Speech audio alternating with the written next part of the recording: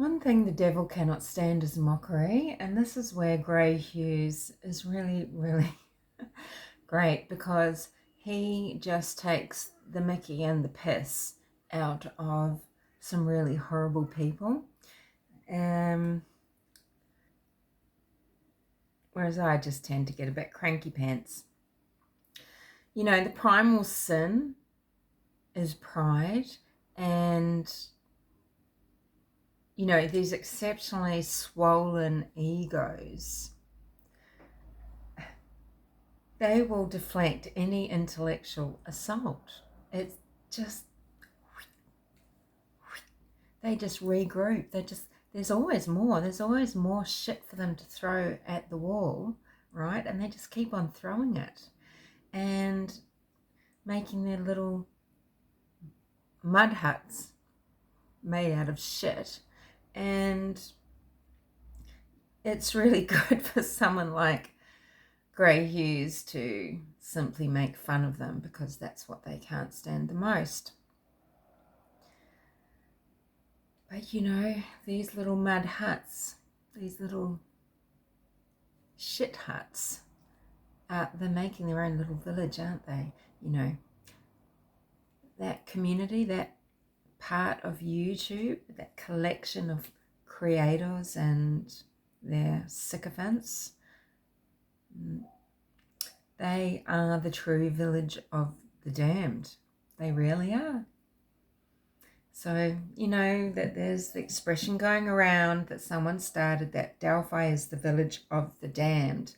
Okay, so damned meaning, you know, condemned by God to hell forever, you know, to suffer eternal punishment. Okay, so basically saying Delphi is a city of sinners. So, you know, damned, to be doomed, you know, to misfortune or failure.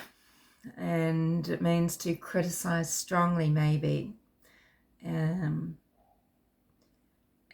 really, you know, it's this gaggle of people that are the true village of the damned. It's not Delphi. Yeah, village of the damned. So that gives you kind of an idea. It gives you a feel for the tone of these channels, doesn't it? You know, you get that kind of Twilight, or conspiratorial, or, you know, I won't say esoteric, but you know, there's this kind of, there is this energy to it, right? Because that's kind of their beliefs, is this particular type of energy. And it's just, yeah, interesting the terminology that they use for Delphi when they want to name it something, right? It was actually a book first. It was John Wyndham, he's a UK author, and the book was The Midwich Cuckoos. You know what a cuckoo is, right? So, yeah, he wrote The Day of the Triffids as well, and, you know, writes sort of about wonder and thriller and sort of, you know, fantasy and things, but there's always that underlying tone of horror to it, because it's kind of like this, you know, it's just such a close parallel universe. It's our world, but slightly shifted, right? And that's really where true horror comes, right? And there's been a few movies made. I don't actually think there's a recent one, unless it's got a completely different name and I haven't seen it. Yeah, but you know, the true village of the damned are the ones making these videos and the ones blindly following, right? They're the Hieronymus Bosch creatures, all devouring each other and shitting each other out. That's what they're making their little huts out of for the village. Yeah, you know, these creatures that take pleasure in torturing and humiliating a human opponent. You know, they're human opponents.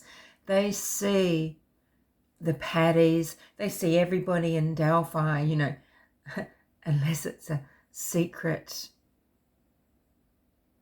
source, They see everybody as an opponent, and it's completely whack, right? So I just wanted to pop on and say, you know, let's not forget who the real village of the damned is, right? Okay, because it's not Delphi, it's the people talking smack about them all the time. Delphi has got problems, yes, and a lot of people in Delphi has a problem, you know. Some of them are suffering because a double homicide happened in recent history, you know.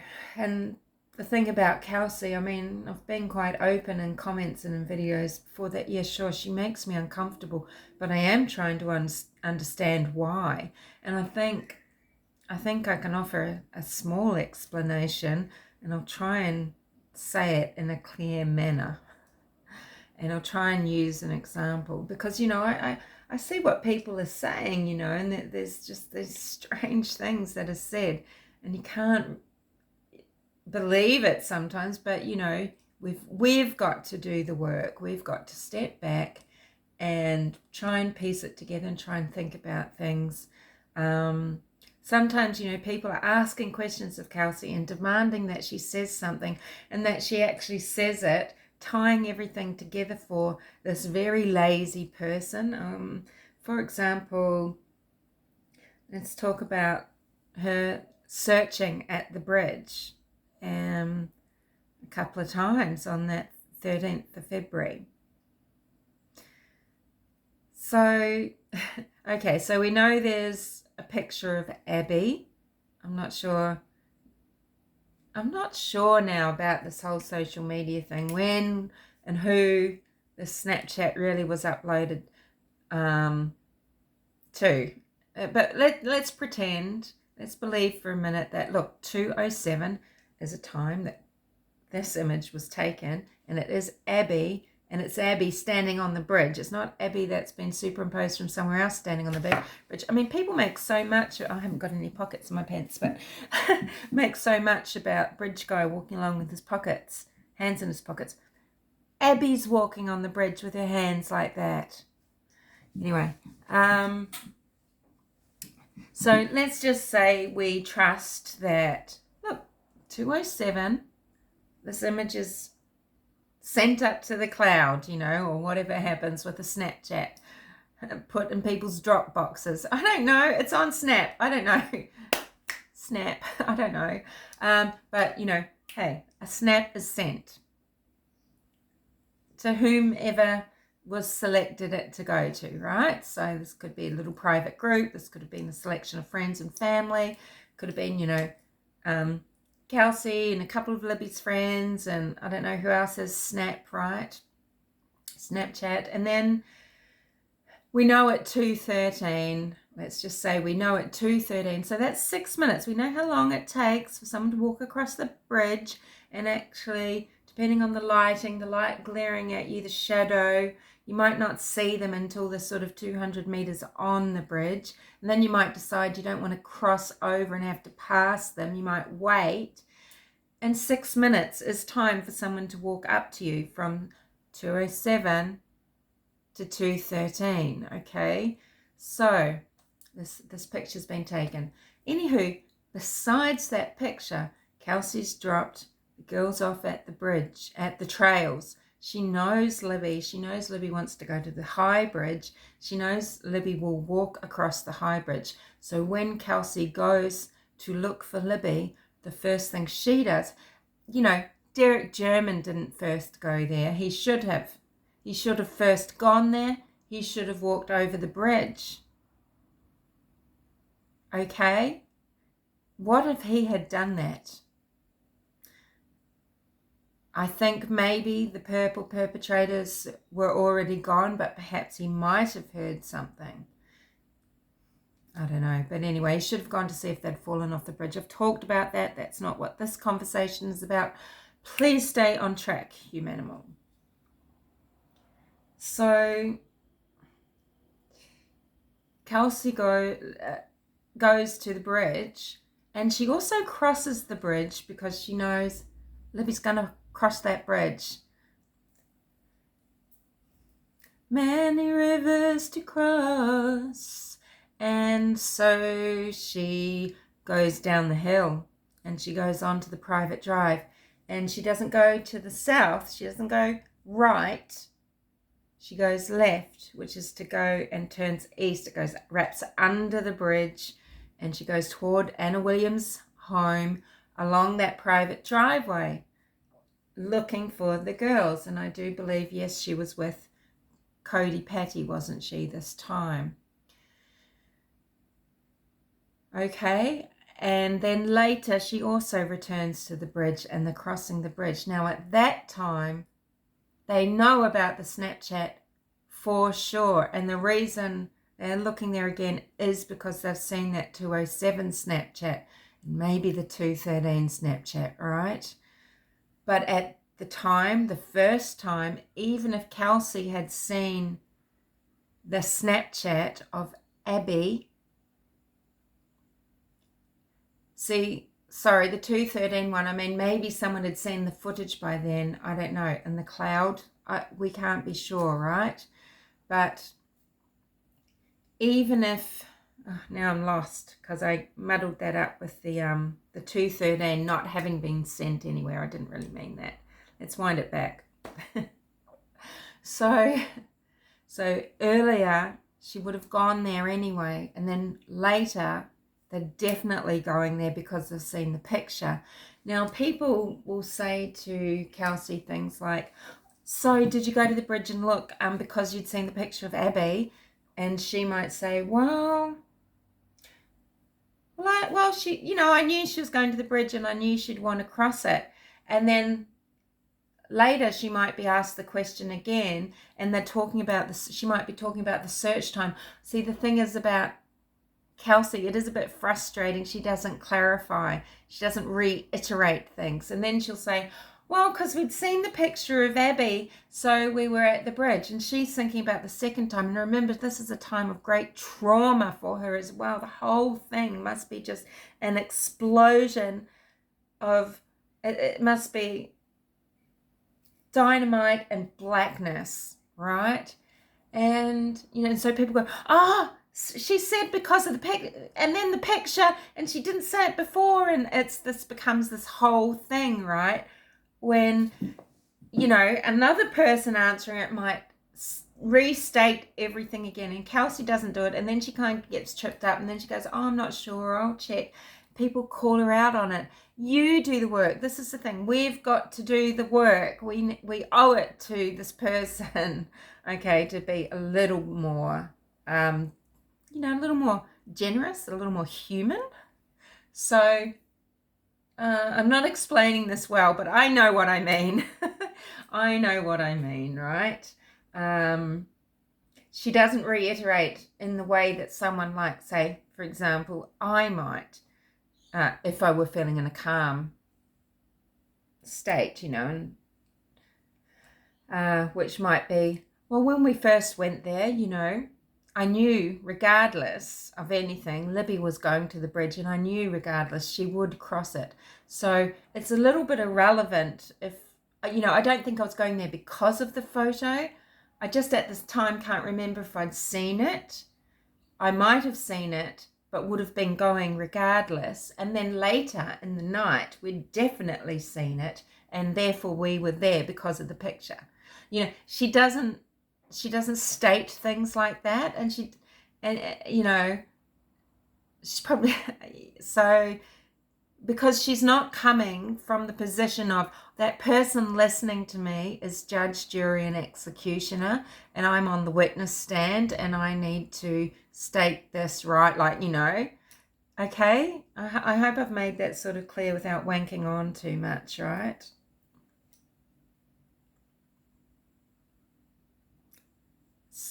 Okay, so she knew Libby had wanted to go to the bridge. She knew there was no way not to check the bridge, to go and cross the bridge. And she's young. Maybe Derek is terrified of the bridge. I still don't know why I didn't go and just call out. Maybe he's got some bad memories of, smoking a crack pipe under there. I don't know. But Kelsey's the perfect person to do that part of the search, to cross the bridge. Not everyone is just going to get out and do that, right? But she did. She walked across the actual bridge. She didn't cut down and go across the creek. She walked the bridge, got onto that private drive, and walked a fair way. Now, I don't know why maybe she assumed someone was checking Anna's. Maybe she thought Becky had called. I don't know why she didn't walk all the way to Anna's. Okay, it's not really that far. Maybe she did get there and they weren't there and it's just never clearly stated and she's just turned and come back. Because the follow-up question isn't asked. Did you walk that far? Why didn't you? Did you think, yeah. And in the meantime, maybe she knows, well, Becky, her grandmother, is trying to phone Anna, right? So we can't, you're not in the situation. And so I know I've been hard on Kelsi for these things that make me really super frustrated. A lot of the time, it's because the interviewers or the people asking questions aren't asking the right questions. They don't follow up. They're not good. You're not very good. And I'm not meaning you, lovely person just watching this. I'm just saying the us, if we can't ask questions clearly, concisely, and so that the person answering the questions understands what we need, what we want, and if we don't pursue it and get what we want, we're at fault as much, we're at fault, right? And so often that next question isn't asked. So, which would be nice too, right? Because I would dearly love to say to Kelsi, I'd love the opportunity to chat with her and say,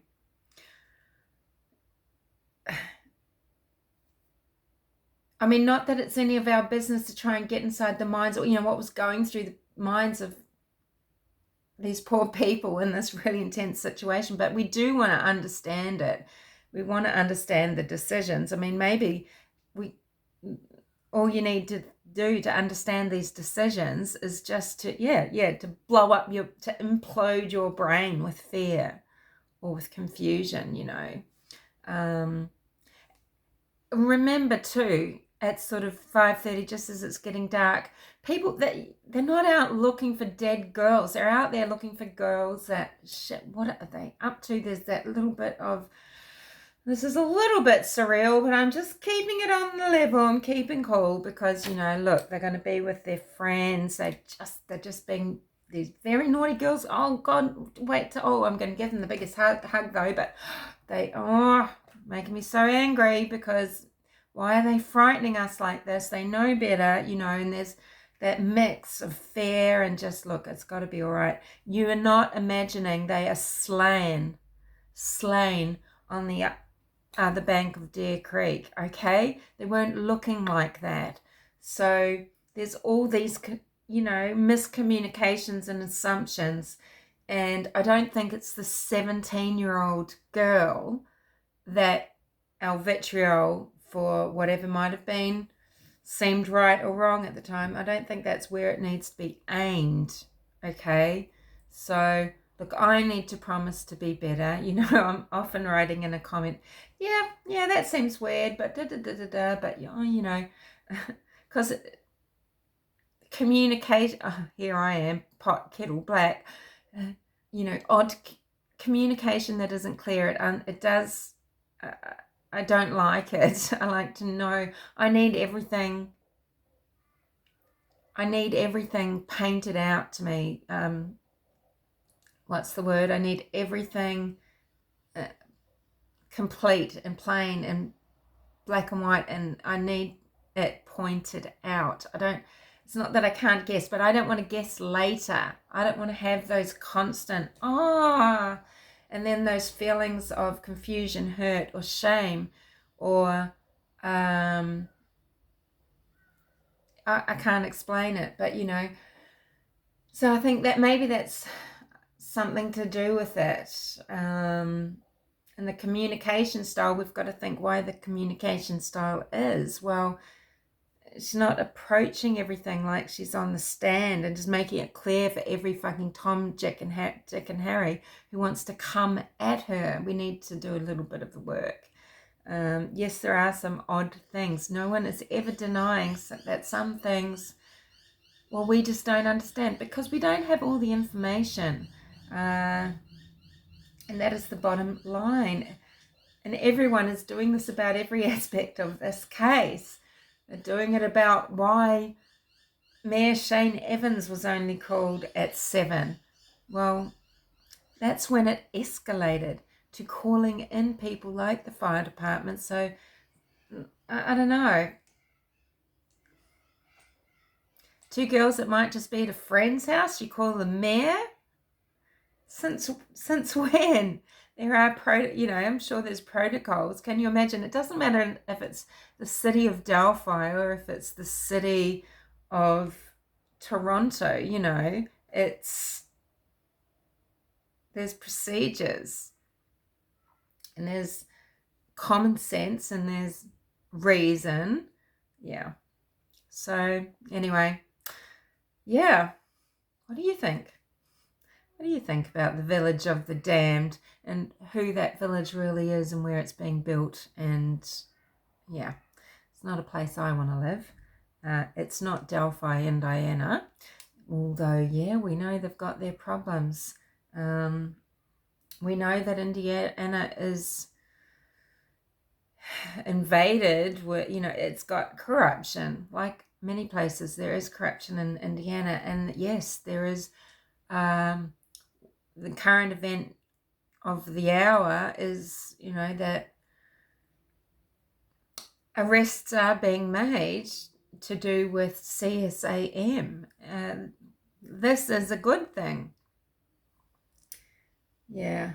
I mean, just people are seeing connections everywhere, right? I mean, when, there's, the things people talk about, Kokomo, etc. I mean, I wouldn't be surprised if James Bryan Chadwell II didn't sort of have maybe some run-in with maybe Palladino or something, probably through a rehab or something like that, right? Doesn't mean they get together and create an organised crime gang or anything like that, right?